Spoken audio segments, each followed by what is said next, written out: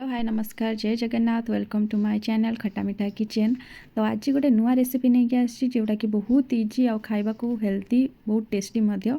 तो यहाँ हूँ कदली चॉकलेट केक आपण घर थिबा सामग्री रे बनै पारिबे। तो चलंतु स्टार्ट करिबा रेसिपी।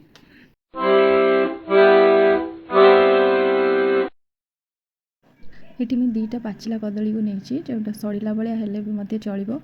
मुझे दुईटा नहीं कदली तो यहाँ को स्लाइस करके काटिदेली ग्राइंडिंग जार रे मु डायरेक्ट करी जमीक आपको इजी हम और बहुत सहज उपाय सिंपल रे आपण बन पारे। ये मुझे 4 चम्मच चीनी नहीं आप चाहिए गुड़र यूज भी करें।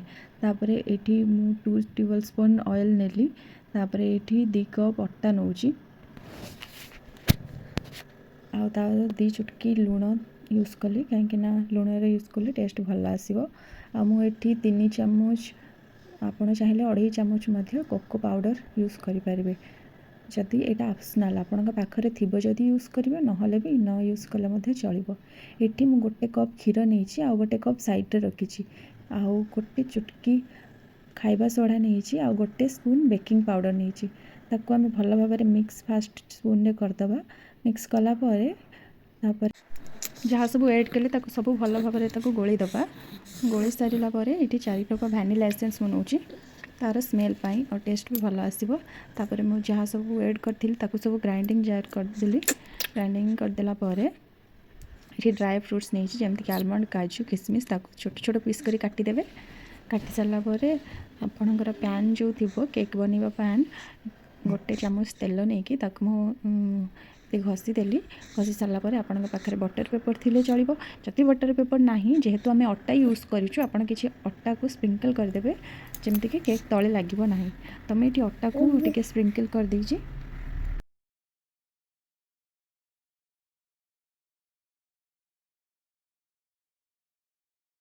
ये भल भाव अटा को स्प्रिंकल कर सारा गोटे गोटे राउंड बेटर देली जहाँ सब ग्राइंडिंग करी। तापर ये काटिकी रखी ड्राई फ्रूट्स गोटे लेयर देली एड कली कहीं भीतर लेयरटारे मैं ड्राई फ्रूट्स दूसरी आप चाहिए गोली भी पारे। तापर ऊपर आउ गोटे लेयर देली केक रो बेटर जो थिला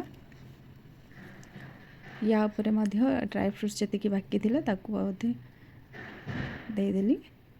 देला पर या आम आपण पाखे ओवन थी जदि जदि आपण ओवन आज टी खराब हो जाइबारु मुझे कड़ाई रे गली कड़ाई रे गोटे केक रो पैन देकी गोटे थाली घोड़े देली आ टिके पर बार बार चेक कले।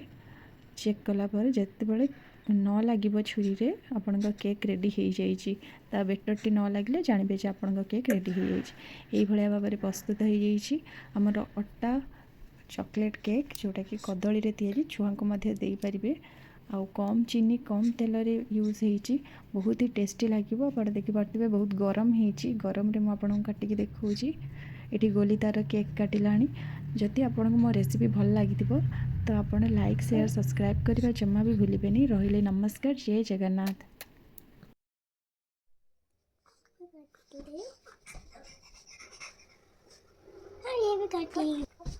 Happy birthday to you.